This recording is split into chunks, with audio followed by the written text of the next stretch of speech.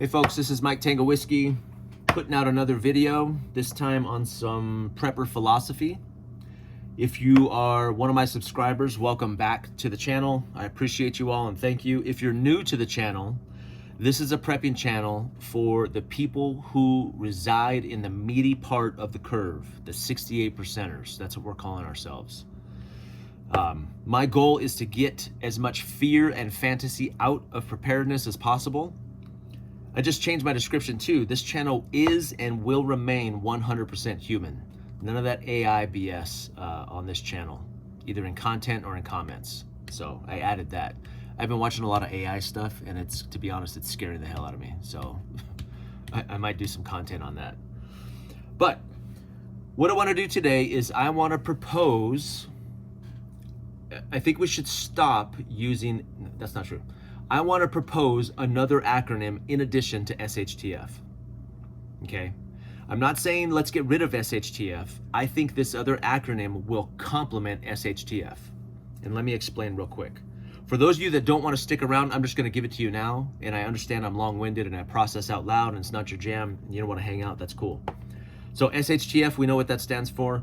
My proposal is another acronym called TOTC, TOTC. First of all, isn't that easier to say? Like you can't say SHTF. SHTF. I've never heard anybody do that. And it's because it's difficult to say. So TOTC, which stands for turd on the carpet, right? And I'm gonna explain the difference between these two analogies and these two metaphors and these acronyms and explain how that one will serve us better, I think. But so TOTC, TOTC, TOTC, it rolls off the tongue. It's easier to say. It's gonna catch on, okay? And let me say this up front too. If this phrase catches on in our community, I don't want money, but I want credit. I want you all who have heard it here first, I want you to give me credit when other people start saying it, if other people start saying it, okay? Please do that for me. All right. So if you've decided to stick around, the case I want to make today is that SHTF, that acronym for the poop hits the fan, it carries some baggage with it. It carries with it some assumptions about what it means. And I don't think it has helped us prepare for most likely scenarios for that 68%, right? Yeah, that's my proposal. My proposal is that it's done more harm than good because it has made us prepare for this one type of thing that I don't think is most likely to happen. Okay, and I think turd on the carpet is going to do that better than SHTF. Okay, so let me explain. So what is SHTF? Well, I looked up the kind of the etymology of the phrase. Is that the right word? Etymology. The background of it. It came from military. No shock, right? It came from a military context where it meant to grab all the stuff and get out of Dodge because something serious was happening. Bug out also had a similar history, but so think about the picture that SHTF draws, and people with kids or dogs will be able to understand this. So imagine, so when my kids come upstairs and they say, I don't have dogs, but let's say the kids, hey, number 8, my smallest, my youngest, he pooped. Okay, so as a parent, my first thought is, okay, where is it? What form did it take? And was it on the couch, the carpet? Like what was the, I'm anticipating the cleanup and the spread of this disaster and how hard it's gonna be. And so think about SHTF and let's say you have a dog and let's say that dog has diarrhea and that dog points that stream of diarrhea at an oscillating fan. Just picture that in your mind for a second, okay? I know it's gross, but and what happens is as that liquid feces hits the fan spreads it all over the room, right? Now, okay, so let's kind of follow this logic. I remember one time I babysat a friend of mine's dog and I switched the food. I went and bought just whatever food I could get. And the food made the dog sick and I left him in my garage. He was locked in my garage all day while I was at work. And I came home and he had the squirts and it was everywhere, like liquid lava all over my garage. And when I walked in and saw that and smelled it, and I wanted to burn my garage down, right? I was like, how can I clean this? It's absorbing into the concrete, like it's permanent. This is gonna be the smell of this place forever, right? That's kind of the concept of SHTF. SHTF implies a few things. So I'm gonna go down a list of things that I think SHTF kind of carries with it, some assumptions that it brings with it because of the metaphor, okay? First and foremost is that it's fast. So liquid poop hitting a fan, instantly, it's all over the room, okay? I think this is an assumption built into SHTF, that whatever this event or scenario is, it's going to happen very quickly. And I think that's the impression when people use that phrase, I get it in my comments constantly. People go, yeah, but when SHTF happens, you won't have time to do X, Y, and Z. Or they go, yeah, but once SHTF happens, it's gonna be chaos in the streets. As if all at once, all of these aspects of these scenarios that we're thinking about happen instantly, all at once, right? Now, remember before I said I'm not getting rid of SHTF. I still think SHTF is a real thing, and it is a possibility, but I don't think it's the most likely scenario, okay? So that's kind of the first built-in one, that it's very fast. The second, I think, built-in assumption to SHTF is that it's severe. And what I mean is whatever it is very, very bad.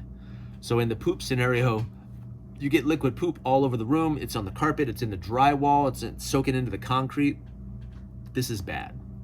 Like there isn't a great fix. There's no easy way to fix this. It is severe in every way. Or think about SHTF scenarios that people talk about where it's a large loss of life, right? There's a lot of people that are being killed. It's very bad, whatever this thing is. Nuclear blast or pandemic or zombie apocalypse. Like it's bad, right? There's no coming back from it. So it's fast and it's severe. The third assumption I think that's built into SHTF is that it's everywhere, that it's all over the place. With the collapse. Like when people say the collapse, I get that a lot. Well, when the collapse happens, like an inevitable economic collapse or a grid collapse, or there's kind of this built-in assumption that it's going to be everywhere. All of the grid is going down. All of the United States will be without rule of law. Death will be everywhere, and disaster will be everywhere, and all of the cities will burn. It's kind of like this assumption that it's all over the place, right? So it's fast, it's severe, it's everywhere, and then the fourth assumption that I think is built into SHTF is that it's going to be long-term, okay? That it's gonna last a long time. Recently, I posted a video about staying in the city in a get home type scenario or something, an emergency scenario. And what I probably didn't convey it well enough in that video, but what I meant was in the immediate aftermath of some emergency, it might be smart to stay local until you can gather some resources. You may have access to resources, or until you can get to your loved ones or kind of make a plan that the whole city is not going to burn all at once everywhere, right? But a lot of the comments kind of assume that. They're like, yeah, but when the city runs out of water and runs out of food and yes, eventually, but not in hour one, right? Maybe again, EMP, nuclear blast, comet, right? Yes, that's SHTF, true SHTF. But in most of these scenarios, there's kind of this assumption that it's going to last for a long time. In the months following the collapse, one guy said in his comment. Okay, that'd be pretty severe, right? So these are the four assumptions I think that are built into SHTF. That it's very fast, it's severe, it is everywhere, and it's long-term, okay? I think most people would agree with that kind of, this is like Book of Eli type stuff, or The Road, or, alien invasion, or, those kind of things, right? Global, all over the place. And we'll go through some examples. We'll go through some recent examples and see where they fit once I explain both acronyms. Now, in contrast to that, turd on the carpet. So let's talk about turd on the carpet. So with the poop on the fan everywhere, all over the place. It's fast, it's severe, it's everywhere, and it's long-term. Turd on the carpet is in contrast to that, okay? So if my kids come upstairs and they go, hey dad, the dog pooped downstairs. Okay, what was it, runny or was it a turd? Because a turd is still poop, but it's not the same. It's not the same as like diarrhea, right? Diarrhea is gross and it smells worse and it soaks in and it's everywhere and it's liquidy and it's hard to clean. To use a sponge or a brush or a rag, I don't know. It's more complicated, right? But a turd is relatively intact. It's right there. I can get a glove and pick up the turd, right? And there might be some residual or some residue, but that's far better. A turd is far better, easier to clean up than the contrary, right? And the fact that it's on the carpet, right? So carpet can be cleaned, right? That's better than like concrete. When poops, it's like oil on concrete. It stains it. It's in it forever, right? A turd on the carpet may leave some residue, but I can use cleaning products. I can use a brush. I can use a sponge. I can clean that spot. I can use a brush machine, a Bissell or whatever, and clean that thing. I can fix that. It's fixable, okay? So I wanted an acronym that showed kind of like SHTF, but it was less. It was less in all the ways that this is like fast, severe, everywhere, and long term. Turd on the carpet does the other end of that scale, and I drew it out for you. Look, I drew pictures for you guys. I feel like Mr. Rogers here. So over here, SHTF, we've got fast, severe, it's everywhere and long term. Well, here's turd on the carpet, okay? It's probably slow. Like it doesn't happen all at once. It's not instant, right? It's bad, but it's not severe, right? It's still poop. It's still a turd. It still stinks, but it's not everywhere soaking into everything, and the couch and the carpet and the walls. And it's also local, okay? It's local. It's not all over the room. It is localized to one spot. And it's short term. It's not long term. That other mess, SHTF, is going to take a long time to clean up, right?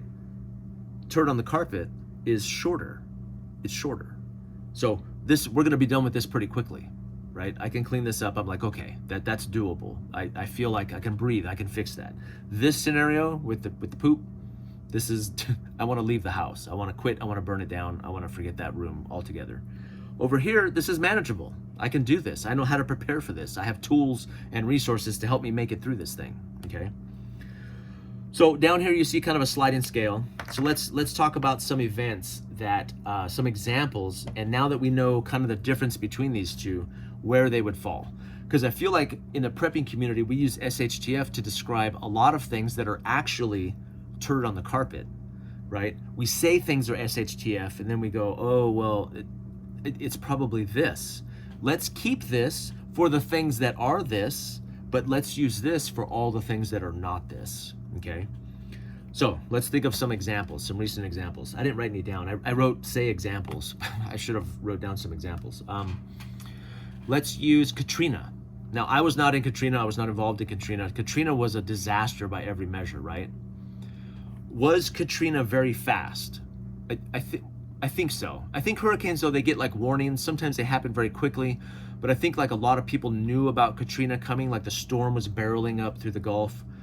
Was it severe? Yeah. I looked it up. A lot of people died. Like it was, I want to say it was like 1,200 people. A lot of people died in Katrina. So it was definitely severe. I'm not trying to downplay that. Was it everywhere? It was New Orleans for sure. It was that area, surrounding area. Was it in California?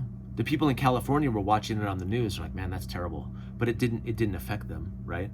So it was, for the people there, it felt like it was everywhere, but in reality, it was relatively local to the Gulf area, right? Was it long term? It caused years of damage that took a long recovery, right? So could Katrina go over here? Maybe, people in that area, would they say it was an SHTF? Probably. Would people in the Pacific Northwest say it was an SHTF? Probably not, right? Mount St. Helens, there's a Northwest example. Mount St. Helens was an extraordinary natural disaster, right? It had the power of, I don't know, 50 megaton. It was a, I almost said it was a blast. That's a bad joke. I didn't mean it to be funny. But it was severe, right? Was it fast? It was pretty fast. Even though they had some indicators, was it severe for the local area? It was kind of local. Was it everywhere? No. Ash kind of spread, so the surrounding area had some impact. Was it long term? Not really. Like it destroyed a lot of property. I think people died in that one too, but was it SHTF for that area? Yep. Was it SHTF for everybody else? No, right? So Mount St. Helens, probably along the same lines as Katrina, right? Somewhere over here. Now let's think about things that would hit all of these marks. Comet. A world, an extinction event, a comet hitting the planet, and the whole planet goes into darkness. Is it fast? Yeah, you bet. Is it severe? Yes, it's kills, it's gonna black out the sun. That's severe. Everywhere? Yes. Long term, I've heard estimates of like 2 years of darkness. If a comet was to hit, that's SHTF. Zombie apocalypse. Yeah, a disease that spreads all over the globe and there's only certain survivors. Fast, all the movies tell us it's gonna be fast, right? Severe, yeah, that's severe. Everywhere, because it spreads, and then long term, it's forever, right? Those people are never coming back. So that would be like zombie apocalypse, comet would be way over here. Now, what about, this is a touchy one. Let's use COVID, okay? COVID, so a true global pandemic would be over here, like a disease that was killing people dead and spread. Is it fast? Yeah, it spreads quickly. It was a couple months. It spread pretty quickly. Was it severe? COVID pretended to be this, right? A true global pandemic would be SHTF because it would be everywhere. It spreads very quickly. It would be long term because people are dying, right? COVID it pretended to be that, right? But it was over here somewhere. So, global pandemics, comets, nuclear, a global thermonuclear attack everywhere. Like Russia attacks us with all their nukes and we attack them with all our nukes. Like everybody launches all of their nukes all at the same time. Yes. Nuclear winter, right? Here's one more. I've been looking at AI videos and I'm terrified. I don't know what to think. People are saying 2 to 3 years out. Like AI, advanced technology, smarter than every human who ever existed, all of the collective intellect of the humanity beaten by a machine and then it making it, yeah, and it control, this is a video for another day, but super intelligence wiping us out, that's probably over here somewhere, right? That would be because everywhere, it would be, it's gonna get faster, super fast. It's severe because it controls us and we can't do anything. We're like ants. Is it everywhere? Yeah, everybody's got a phone. The technology controls all of our systems, our financial system, our health system, everything. Is it long term? Seemingly, they don't have an answer for AI yet. That scares the crap out of me. So that's way over here. Okay, those are SHTF situations. Those are true SHTF situations. How many of those have we seen recently? The volcano, Katrina, but those are kind of local, so they're like over here, right? So let's look at this column over here. What type of emergencies are kind of slow to start? They're bad, but they're localized and they're relatively short term. I think most scenarios would fall into this. Think about the civil unrest that we've seen. I think it was slow to start because it started with kind of protest. Even when protests happen in your city and they happen in my city, they're on Facebook. Like, they're scheduled. The day and time of the protest is advertised. And then the protesters come out and they do their thing, and then they go home for dinner, and then the other protesters come out at night and they're like, yeah, they're waiting for stuff to pop off so I can get some new Nikes, right? And then the looting starts and the violence starts. It's this pattern all the time. So for the most part, when that's gonna happen, and you just don't go downtown. You leave downtown early. You go home early that day, right? So it's kind of slow. Is it bad? Yeah. I mean, even like George Floyd riots 2020 during the pandemic, people died during those riots, billions of dollars in damage. It was not great. It was bad. Was it local? I would say yes. Like in my state, we know that Washington, there's going to be the worst of the protest. Or not Washington, I'm sorry, Seattle. In Oregon, we know that Portland is going to get most of the severe protests, right? Outside of that, smaller cities would like to think they're like the bigger cities, so you might see some of that, but most of it is going to be concentrated in those bigger cities, right? The Chicago, LA, New York, right? Seattle. That's the pattern that it always follows. It starts in a city, and then it gradually may spread to some of the mid-sized cities, but it hardly ever makes it to the country, right? To the rural areas, to the towns. And it's relatively short term, right? We had protests for months and months and months, but they were over. They ended, right? So I would put protests, civil unrest over here. Now, civil war, okay, maybe then we're getting over here. What about, people go, well, what about financial collapse? That's one I hear a lot. And I think back to one that I lived through. I lived through the 2008, was it 2008 or 2006? Right around that area. The housing crisis, that was a financial collapse. During the collapse, nobody called it a collapse, but afterwards, everybody looked back and said, oh, that collapse that happened, right? Now that was bad. There was trillions of dollars lost. People lost their homes, jobs, and that was a genuine financial collapse. But here we are, like by 2012, it was a good time to buy a house again.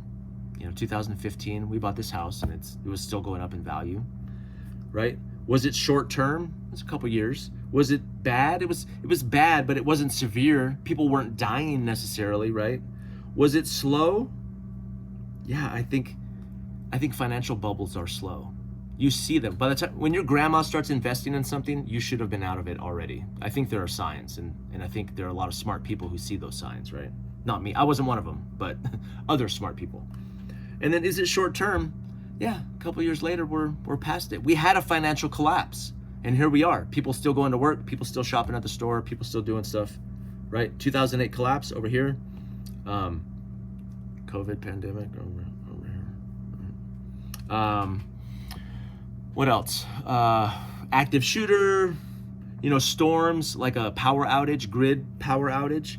It could be much worse, like in Texas. I didn't look up how widespread that Texas one was, but power outages are, for the most part, localized. They could be worse, but generally they are not, right? They're not for the most part. So here's what I'm saying. Here's what I'm saying. On a sliding scale, okay, I put a bunch of marks there. I'm going to redraw this. So on a scale of turd on the carpet to SHTF, I think the majority, we could use the 80-20 rule here, 80% of our scenarios that we should be preparing for are going to be turd on the carpet. They're going to be turd on the carpet, not SHTF. This is why when we watch YouTube and we see get home bag videos, like that's my most popular video is my get home bag, and you see a guy with 120 rounds in an AR-15. Because in his brain, he's got this. This is what he's been told. He's like, SHTF, it's gonna be quick. It's gonna be all of a sudden, it's gonna be severe chaos in the streets. It's gonna be everywhere, right? The whole city will be on fire, and then it's gonna last for, that's the 20%. I think this idea is informing a large portion of preparedness and prepping to the point, I think a lot of us are starting to revolt against that. The success of my channel is because of the 68%. The 68% of us out there are like, I won't be doing CQB in my gas mask. I just won't, right? Maybe 10 years, maybe it starts here and then 10 years from now, and I'd make a different video about a bag that has an AR on it maybe, but this is not tomorrow on my way home. And I know in the comments, they're gonna be like, you never know, you never know. Sometimes we know. I think most of our time, energy, and resources should be spent right here. Earlier, I went in, I'm not a fan of AI, but I went into ChatGPT. I think this would be a great video too, is if someone who knows how to give it prompts. So I went in there and I said, what should a person in my area be preparing for in terms of financial or natural disaster? And it went down the list. It said wildfire. Yeah. Every year we have fires, right? And then it said What did it say? Grid failure, because it talked about the grid and kind of how the grid is set up, power outages, right, and what you can do to help set you up for that. It said natural disasters, so it talked about earthquakes, it talked about volcanoes, which are both in the Pacific Northwest where I'm at. Yeah, right? Zombie apocalypse, comet, global thermonuclear war games type stuff, right? Yeah, SHTF. Let's keep this. But let's use that for what it's for. Let's be realistic about what this means. And let's do something else over here that will help us not, you know, you guys have heard me say it, throwing on a bag and walking into the woods and surviving long term. Maybe over here, but over here, no. Compass, maybe. Compass, no. Fire kit, okay. AR, okay. Over here, no. That's my case. I propose we add turd on the carpet to SHTF. And I think we spend, especially for the 68%, us, this channel, right? We spend most of our time thinking about these scenarios realistically and preparing for these scenarios 80% of the time. Let's do this stuff, because this stuff is fun. I LARP, I enjoy that. But if we spend all of our time here, we're not gonna be prepared for this. And I'm gonna do, I know people keep asking for my fire bug out video. I'm gonna do that. I'm trying to take that very seriously though, because it was a real world scenario. But if we do nothing but spend time over here, which I did before I had to evacuate for a fire, and that experience taught me a lot. I was like, what are you doing over here so much? Spend more time and money over here. This is where I should be kicking it, not over here. Spend some time over here, but spend most of your time over here, okay? All right, that's it for my lesson. I don't know how successful these talking videos are gonna be. We'll see. I think this is an important idea though, because I believe that SHTF, that concept, that idea, has assumptions and baggage baked into the cake. And I think we carry those over into our planning and our preparations. And I think it's doing more harm than good. I think it's leaving us short. There's a really great video out there by a guy, if you type, it's the most popular video on prepping lessons from Hurricane Helene. Really, really good. He's a photographer. This video he did went viral, so he's like famous now. It's pretty cool. But he did a really great job articulating this.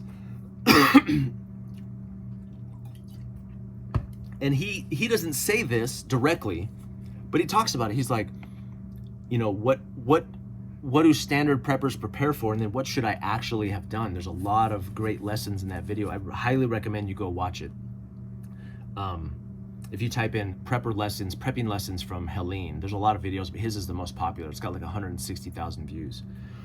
But this is my contention, and this is really kind of a theme of my channel. I think, well, I'm going to be proven wrong by AI in 2 years. It's going to take over the world, and then all this won't age well if that's the case. But I'll do some. Maybe we'll switch gears then. But anyway, SHTF. Yes, let's keep it. Let's use it for what it's intended for, and then let's use another acronym. I propose turd on the carpet. Right, TOTC. It's easy to say. It's fun to say, right? And it means something different than SHTF. And I think if we work from this, the assumptions built into turd on the carpet, it will help us be better prepared for the scenarios we are most likely to face. That's it. I'm gonna give this one a controversial title. You guys will have already seen it, but I'm gonna say something like, stop prepping for SHTF. We'll see what kind of traffic I get. Anyway, this is Mike Tango Whiskey, trying my best to get fear and fantasy out of preparedness and do some justice and some service to the people in the meaty part of that curve, the 68%ers. I'm gonna do a patch too for the 68%ers. It's gonna look like this, watch. So the curve is like this, right? Then you have the mean in the middle, and then the 34 and the 34. So the patch is gonna be just this.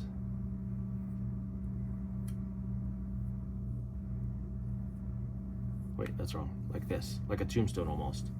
For the curve, and it's gonna say 68%ers right there. Maybe a percentage sign.